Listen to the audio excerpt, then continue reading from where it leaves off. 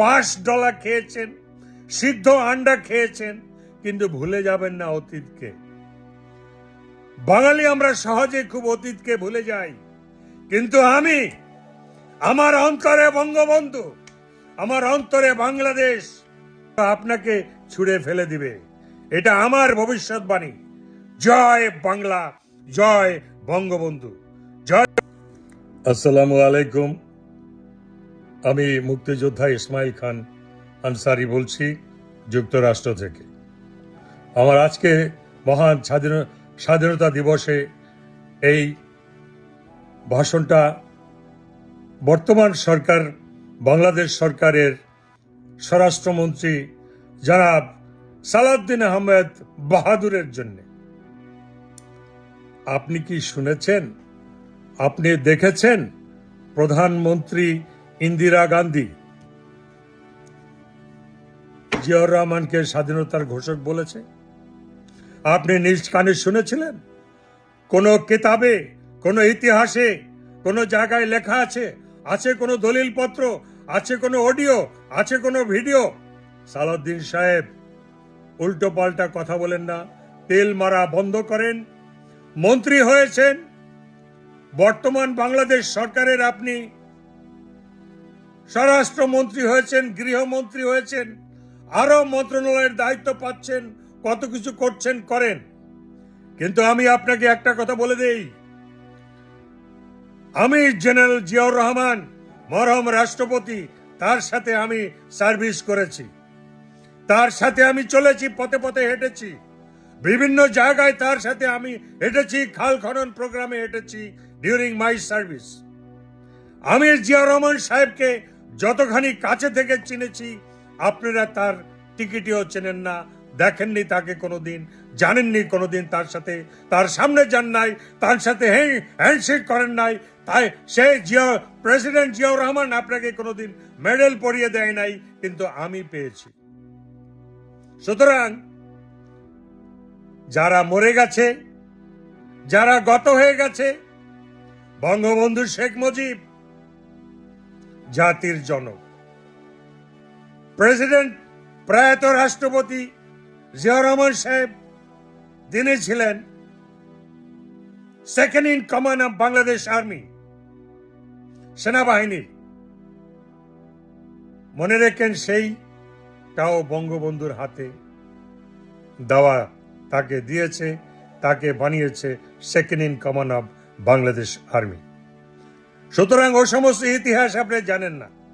আপনি হালে বিএনপির মন্ত্রী হয়েছেন, আগেও বিএনপি করেছেন, অনেক কিছু আপনার উপরে দিয়েও চড়াই উতরাই, অনেক বাঁশ ডলা খেয়েছেন, সিদ্ধ আন্ডা খেয়েছেন, কিন্তু ভুলে যাবেন না অতীতকে। বাঙালি আমরা সহজে খুব অতীতকে ভুলে যাই, কিন্তু আমি, আমার অন্তরে বঙ্গবন্ধু, আমার অন্তরে বাংলাদেশ। আমি প্রবাসে থাকি, বিদেশে থাকি, যেখানেই থাকি, আমরা প্রবাসে থেকে, বিদেশে থেকে নিজের দেশকে যতখানি ভালোবাসি, আপনারা তা করেন না। আপনারা সেভাবে দেশকে ভালোবাসেন না, আপনারা সেভাবে জাতিকে ভালোবাসেন না। তাই যদি করতেন, তাহলে জামাতে ইসলামীদের সাথে আপনি সংসদে বসেন কিভাবে? আপনি মন্ত্রিত্ব করেন কিভাবে? ওরা কারা? ওরা তো বাংলাদেশ চায়নি, ওরা তো স্বাধীনতা চায়নি, ওরা তো জাতীয় সঙ্গীত মানে না, ওরা তো রাষ্ট্রপতিকে মানে না, রাষ্ট্রপতিকে অশ্রদ্ধা করেছে। সুতরাং আপনার কি ঘৃণা হয় না? আপনার এতটুকু লজ্জা হয় না? আপনি তো শিক্ষিত মানুষ, বদ্দা সডিগাইয়া ফোয়া, একটু বুঝতে চেষ্টা করেন যে আপনি কাদের সাথে সংসার করেছেন। আপনি এখনো সময় আছে, আপনার হাতে ক্ষমতা আছে, শক্ত হাতে লাঠি ধরেন, নয়তো আপনাকে ছুঁড়ে ফেলে দিবে। এটা আমার ভবিষ্যৎবাণী।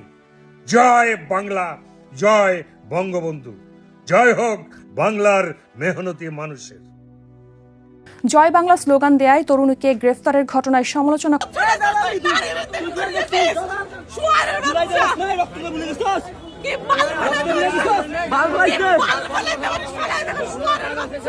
দেখতেছেন এইভাবে বিনা উস্কানিতে কিভাবে হামলা করে মানুষের উপর, কিছুই বুঝলাম না। আমরা কিন্তু শান্তিপূর্ণভাবে জাস্ট ভাষণ বাজাইছি, আমরা কারোর উপর হামলা করি না, কোনো উস্কানি দিই না, এমনকি বক্তব্য দেয় না, জাস্ট ভাষণটা বাজাইছি। সেইখানে এইভাবে উস্কানিমূলক আচরণ খুবই হতাশাজনক। কারা বঙ্গবন্ধুর অস্তিত্ব এবং মুক্তিযুদ্ধের অস্তিত্বকে ভয় পায় আপনারা জানেন, এবং তারাই যে আসলে উস্কানি দিচ্ছে, বক করছে, এটাও আপনারা দেখতে পাচ্ছেন। আমরা একটি শান্তিপূর্ণ পরিবেশ চাই, আমরা এইসব অশান্তির অবসান চাই। আমার এতটুকু বক্তব্য। আমি এমন কি করেছিলাম? আমি আমার পরিবারটাকে যেভাবে রেখে গিয়েছিলাম, আমার পরিবার সেরকম তো আমি আমার পরিবারের কাছে ফিরে যাবো না। এর মধ্যে আমার অনেক কিছু হারানো লেগেছে। আমার মাস্টার্স পরীক্ষাটার জন্য আমার বিয়ে পিছিয়ে ছিল, সেই মাস্টার্স পরীক্ষা আমি দিতে পারতেছি না। আমি মেজো ভাইকে আমি আর কখনো দেখতে পাবো না। কি মূল্য আমাকে দিতে হচ্ছে সেটা আমি জানি। যাদেরকে মিথ্যা মামলায় জেলে দেওয়া হয় তারা জানে। যত বছর রাজনীতি করেছি আমি একজন নিরেট সৎ মানুষ। আমি অন্য কারোর অপরাধের দায়িত্ব নিব না। আমি মুক্তিযুদ্ধকে ধারণ করে এটার জন্য তো আমি দেশে অপরাধী হতে পারি না। আসলে ধরেন যে আমরা যারা মুক্তিযুদ্ধকে অন্তর দিয়ে লালন করি, আমাদের তো একটা স্বাধীন দেশে একটা স্টেক থাকা উচিত। এবং মানে আমরা আশা করব বর্তমান যে সরকার ক্ষমতায় আছেন তারা তো আসলে ভোটের রাজনীতি যখন করেছেন তখন মুক্তিযোদ্ধাদেরকে তাদের অনেক দরকার রয়েছে। তো আমাদের মুক্তিযুদ্ধের যার যে অবদান, আমরা বঙ্গবন্ধুর ভাষণকে যেরকম আমরা ওন করব, জিয়াউর রহমানের যে স্বাধীনতার ঘোষণা সেটাকেও তো আমাদের সেভাবে ওন করতে হবে। এই বিভাজনের কারণে, এই মানে ঘোষণা নিয়ে বা এই যে মুক্তিযুদ্ধের ইতিহাস নিয়ে যে বিভাজন, এই দুই দলের এই বিভাজনের কারণে আজকে আমার দেশ একটা থার্ড ওয়ার্ল্ড কান্ট্রি। আজকে আমরা মালয়েশিয়ার মতো জায়গায় যাইতে পারি নাই। আমাদের রাজনীতিবিদরা তো আমাদের মতোই। তো আমি আসলে সবার কাছে আহ্বান জানাবো যে এই নিজেদের বিভাজনগুলো যদি আমরা দূর করতে পারি, আমরা যদি আরেকটু সহিষ্ণু আচরণ করতে পারি। কারণ আমি আসলে আমি এমন কি করেছিলাম? আমি আমার পরিবারটাকে যেভাবে রেখে গিয়েছিলাম, আমার পরিবার সেরকম তো আমি আমার পরিবারের কাছে ফিরে যাবো না। এর মধ্যে আমার অনেক কিছু হারানো লেগেছে। আমার মাস্টার্স পরীক্ষাটার জন্য আমার বিয়ে পিছিয়ে ছিল, সেই মাস্টার্স পরীক্ষা আমি দিতে পারতেছি না। আমি মেজো ভাইকে আমি আর কখনো দেখতে পাবো না। কি মূল্য আমাকে দিতে হচ্ছে সেটা আমি জানি। যাদেরকে মিথ্যা মামলায় জেলে দেওয়া হয় তারা জানে। তো আমি আসলে আহ্বান করব যে সরকার আসলে সহিষ্ণু আচরণ করবে। স্বরাষ্ট্র মন্ত্রণালয় আরেকটু যারা মানে সবাইকে একই রকমভাবে ট্রিট না করে কার কি ভূমিকা ছিল বা কে কতটুকু অপরাধ করেছে সেইভাবেই তাদেরকে আসলে শাস্তি দেওয়া উচিত। মিথ্যা মামলা মানে অ্যাটলিস্ট পুলিশবাদী হয়ে মিথ্যা মামলায় কাউকে ভোগানো উচিত না। বাংলাদেশের নাগরিক হিসেবে এটা অত্যন্ত অভিশপ্ত একটা ব্যাপার আমার জন্য। এবং আমি এখনও দৃঢ়ভাবে বিশ্বাস করি আমি এমন কিছু করিনি যার জন্য আমার এতদিন বন্দি থাকা লাগলো। আমি আশা করব বাংলাদেশে আমার মতো আর কেউ এরকম জেলের বিনা দোষে এভাবে জেলে কষ্ট পাবে না। আমি এটাই আশা করব। এটি আসলে মানে এটিও আমি বলবো রাজনৈতিকই ব্যাপার। আমাদের ক্লিয়ারেন্সের নামে একটি হয়রানি করা হচ্ছে। তো সেই ক্লিয়ারেন্সটা দেওয়ার জন্য দেশের যে আইন শৃঙ্খলা বাহিনী, যেদিন আমি আরেকটু 7 মার্চে ফিরে যাই, 2026-এর 7 মার্চ, সেদিন আমাদেরকে পিটালো, আমাদের উপর হামলা করলো, আমাদেরকে পুলিশে দিল। আমরা কি সন্ত্রাসীর কাজটা করছিলাম? আমি আমার বাকি যে ছোট ভাইটাকে বাঁচানোর জন্য আমি গেছিলাম রাত্রেবেলা ছুটে, তার সে কেমন আছে কোথায় আছে আমি কিচ্ছু জানি না। তার মধ্যে ক্লিয়ারেন্সের নামে যে হয়রানি, আমি আবারও একই কথা বলছি যে কার কতটুকু ভূমিকা, কার কতটুকু অপরাধ সেটা দেখেই তাকে শাস্তি দেওয়া উচিত। আমি মানে এখন আমি দৃঢ়ভাবে বলতে পারি, আমি যত বছর রাজনীতি করেছি আমি একজন নিরেট সৎ মানুষ। আমি অন্য কারোর অপরাধের দায়িত্ব নিব না। আমি মুক্তিযুদ্ধকে ধারণ করে এটার জন্য তো আমি দেশে অপরাধী হতে পারি না। এবং আমি আশা করব ভবিষ্যৎ প্রজন্ম মুক্তিযুদ্ধকে ধারণ করার জন্য, লালন করার জন্য আমার মতো মূল্য আর কাউকে দিতে হবে না। এটাই আমার কামনা থাকবে। আসলে আমার মনে করা না করাতে কিছু যায় আসে না। যারা ক্ষমতার কেন্দ্রবিন্দুতে এখন অবস্থান করছেন এবং যারা আসলে এরকম চূড়ান্ত হয়রানিমূলক আচরণটি করেছেন, এটা তাদের উপর নির্ভর করে। কারণ আমি তো এখন ক্ষমতার বিপরীতে আছি। তো এই কারণে আসলে আমার মনে করা না করা খুবই গৌণ ইস্যু এখানে। আমি অত্যন্ত দুঃখের সাথে বলতে চাই, আমাকে তো পুলিশ প্রথমে গ্রেফতার দেখাতে চায় নাই। আমাকে তারা আমাদেরকে হেফাজতে রাখতে চেয়েছিল। তারা তো মবের মানে যখন থানাতে মব করলো বৈষম্য বিরোধী শিবির এবং শিবিরের আরো বিভিন্ন দোকান এবং জঙ্গিরা, তারা তো সেই মবের কারণে তো বাধ্য হলো গ্রেফতারটি দেখাতে। তো আমার মনে হয় যে সরকারের চেয়ে ক্ষমতা দেশের আর কারোর, বিশেষ করে যারা বিরোধী দলে আছে, তারা যদি সরকারের চেয়ে বেশি ক্ষমতাশালী হয়ে যায় বা ক্ষমতার চর্চা করতে থাকে, দেশের সার্বভৌমত্বের জন্য, নিরাপত্তার জন্য এটি একটি বড় হুমকি। এবং এই ব্যাপারটা আসলে স্বরাষ্ট্র মন্ত্রণালয়কে অনেক কঠোর হওয়া উচিত। জাতির কাছে মাপ চাই। আমি কোনো একটা কারণে 32-এ গেছিলাম, জীবনে আর একবারই গেছি, আর কোনোদিন যাই নাই, আর ভবিষ্যতে যাওয়ার ইচ্ছেও নাই। আমি আওয়ামী লীগের যারা আছেন, আওয়ামী লীগের সমর্থক ভাইদেরও সহযোগিতা চাই।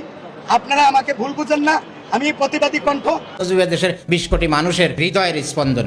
শেখ মুজিবের নেতৃত্বের গুণে দেশে মানুষ জানে। ক্লাস 4 যখন পড়তো তখন সে ব্রিটিশ লর্ড আসছিল সফরে, তাকে বলছিল আমার স্কুলের কাজ করে দিতে হবে, আমার এলাকার রাস্তাঘাট তৈরি করে দিতে হবে। এই গুণ নিয়ে, এই নেতৃত্বের এই বাঘের মতো গর্জন নিয়ে সে তার সারাটা জীবন সংগ্রামের মধ্যে কাটিয়ে দিয়ে আজকে আমাদেরকে এই দেশ উপহার দিয়ে গেছে, এই জাতিকে একটা সুন্দর অবস্থান দাঁড় করিয়ে দিয়ে গেছে।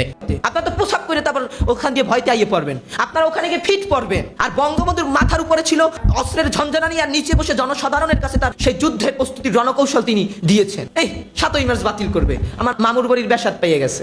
কি রে কি, জেনারেল জিয়াউর রহমান তিনি নিজের কণ্ঠে, দ্যাথহীন কণ্ঠে তিনি সাংবাদিকদের একটি জিজ্ঞাসাবাদে তিনি বলেছেন যে বঙ্গবন্ধু তো মহান নেতা, 7ই মার্চের প্রেরণা ছিল আমার স্বাধীনতার যুদ্ধে ঝাঁপিয়ে পড়ার অন্যতম কারণ। তাহলে আপনি জিয়াউর রহমানকে বাদ করতেছেন, আপনি 9 জন সেক্টর কমান্ডারকে বাদ করতেছেন, আপনি আতাল গনি ওসমানীকে বাদ করতেছেন, আপনি তাজউদ্দিনকে অসম্মান করতেছেন, আপনি নজরুল ইসলামকে অসম্মান করতেছেন। যে হুজুর বাসারি 9ই মার্চের ভাষণে বলছে যে বঙ্গবন্ধু 7ই মার্চের ভাষণের পক্ষে আমি, আপনি সেই 9ই মার্চের সেই হুজুর বাসারিকে আপনি অপমান করতেছেন, তাহলে এটা তো অবশ্যই ইতিহাস বিকৃত।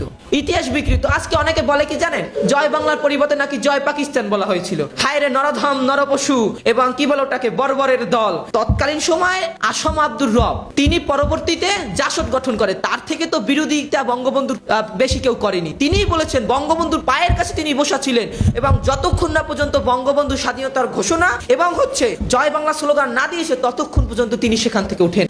পরিবর্তন করলেই কোনো জিনিসের পরিবর্তন হয় না। পরিবর্তন কি? পরিবর্তনটা গ্রহণ করছে কেউ, কেউ গ্রহণ করছে। আপনি দেখেন আজকে টিভি চ্যানেলের একটা পোস্ট দেখেন 7ই মার্চ নিয়ে, সেখানে 20 কের ভিতর 18 কে লাভ রিয়েক্ট করে, তার ভিতর 500 কে আপনার কেয়ার রিয়েক্ট করে। কি হয়েছে তাতে? হয়েছে নাকি তাতে? পরিবর্তন কে গুনায় ধরে? কে ধরে? পাকিস্তান চাপাই দিছিল, পাকিস্তানের রাষ্ট্রভাষা উর্দু চাপাই দিছিল, কেউ গুনায় ধরছে? কেউ গুনায় ধরছে? 6 দফারে রাষ্ট্রদ্রোহিতার সামিল দিছিল, বাঙালি গুনায় ধরছে। 69 গণ অভ্যুত্থানের বিরুদ্ধে কুৎসা উঠাইছিল, গুনায় ধরছে। 70 নির্বাচনে বলছিল যে শেখ মুজিবকে ভোট দেওয়া মানে ভারতকে ভোট দেওয়া, ভারতের দালালি করা, কেউ গুনায় ধরছিল? কেউ গুনায় ধরছিল? কারণ মানুষ জানে যে ভারতের মতো একটা রাষ্ট্র আর বাংলাদেশের মতো একটা ছোট রাষ্ট্র, বাংলাদেশের 28টা রাষ্ট্রের মতো একটা ভারত, সেখানে ভারতের একটা প্রদেশে যা লাগে তা বাংলাদেশে উৎপাদনও হয় না।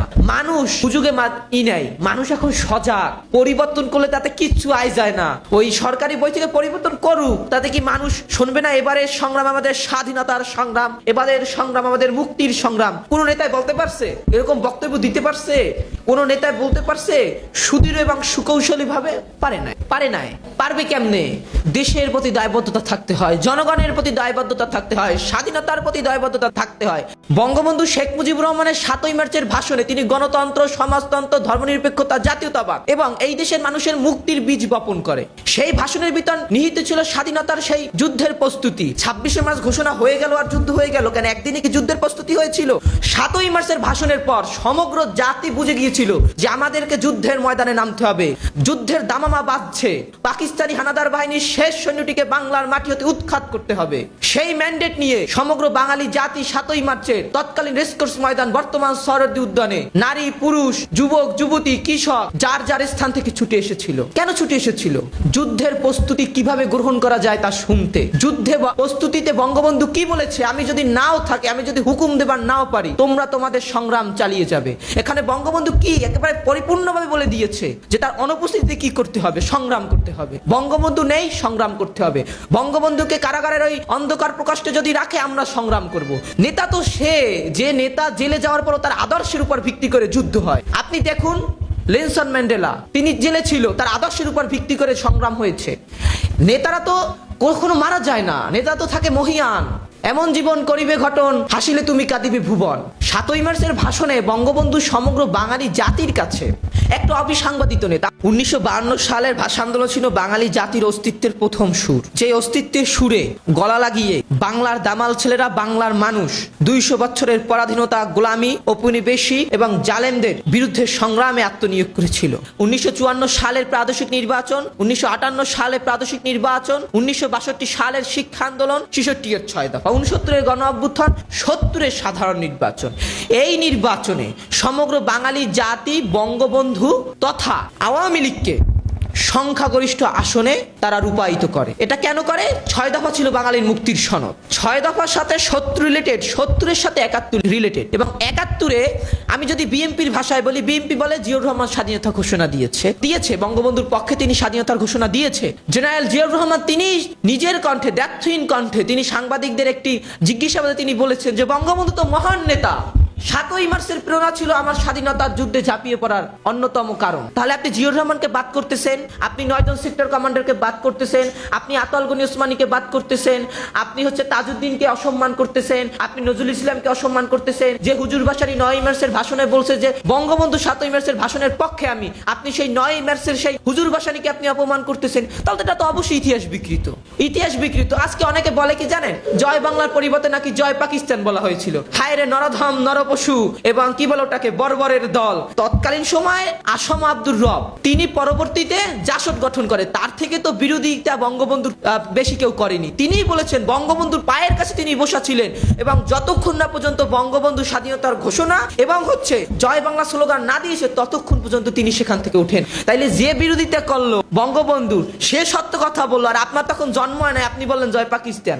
কি একটা অবস্থা, মানে চাপাইয়ে দেওয়ার একটা প্রতিযোগিতা। আর কদিন তো পারবো যে গোলাম আজম জাতির পিতা যিনি বাংলাদেশের রাজাকার কমান্ডারের প্রধান কমান্ডার ছিল, তারে বানাইবে জাতির পিতা। আমরা সব বুঝি, আমরা বাঙালি জাতি, আমরা মাছে ভাতে বাঙালি, আমরা পান্তা ভাত খেতে অভ্যস্ত, আমরা রৌদ্রের সেই রৌদ্রদাহ তাপ সহ্য করতে অভ্যস্ত, আমরা সেই বর্ষার সেই নিদারুণ বৃষ্টি সহ্য করতে আমরা অভ্যস্ত, আমরা পদ্মা মেঘনা যমুনার তীরে বসে আমরা সাম্প্রদায়িক সম্প্রীতির কথা বলতে অভ্যস্ত, আমরা কপটতাকে, আমরা অধর্মের গ্লানিকে, আমরা অসত্যকে রুখে দিতে আমরা অভ্যস্ত, আমরা বাঙালির শান বাঙালির মান রক্ষায় অভ্যস্ত। যদি কোনো কতিপয় শ্রেণী, যদি কোনো স্বার্থান্বেষী মহল মনে করে 7ই মার্চের দরকার নাই, যা দরকার নাই, অসুবিধা কি, না যা লাগবে না, তোমরা যেভাবে 7ই মার্চকে উপস্থাপন করবো ও 7ই মার্চ আমার লাগবে না। বঙ্গবন্ধু বলছে যার যা আছে তা নিয়ে ঝাঁপিয়ে পড়ো। বঙ্গবন্ধু বলছে এবারের সংগ্রাম আমাদের মুক্তির সংগ্রাম, এবারের সংগ্রাম আমাদের স্বাধীনতার সংগ্রাম। বঙ্গবন্ধু বলেছে আমি যদি নাও থাকি, হুকুম দেবার নাও পারি, তোমরা তোমাদের সংগ্রাম চালিয়ে যাও। বঙ্গবন্ধু বলে গিয়েছে ওদেরকে ভাতে মারবো, ওদেরকে পানিতে মারবো, আর যদি আমার ভাইয়ের উপর হত্যা করা হয় তাহলে এর পরিণাম ভালো হবে না। বঙ্গবন্ধু বলেছে সৈন্যবাহিনী সুন্দর ব্যারাকে, সৈন্যবাহিনী সুন্দর রাজপথে না, কারণ গণতান্ত্রিক দেশে গণতন্ত্র চর্চা মানুষ করবে। আপনি সৈন্যবাহিনীকে মাঠে নামিয়ে আপনি মানুষের ভোটাধিকার, মানুষের অধিকার, মানুষের মানবাধিকার, মানুষের পলিটিক্যাল রাইট, মানুষের সিভিল রাইট, মানুষের ফান্ডামেন্টাল রাইটকে আপনি নস্যাৎ করবেন, তা তো হবে না। এটা বঙ্গবন্ধু শিখিয়ে গিয়েছে কিভাবে সংগ্রাম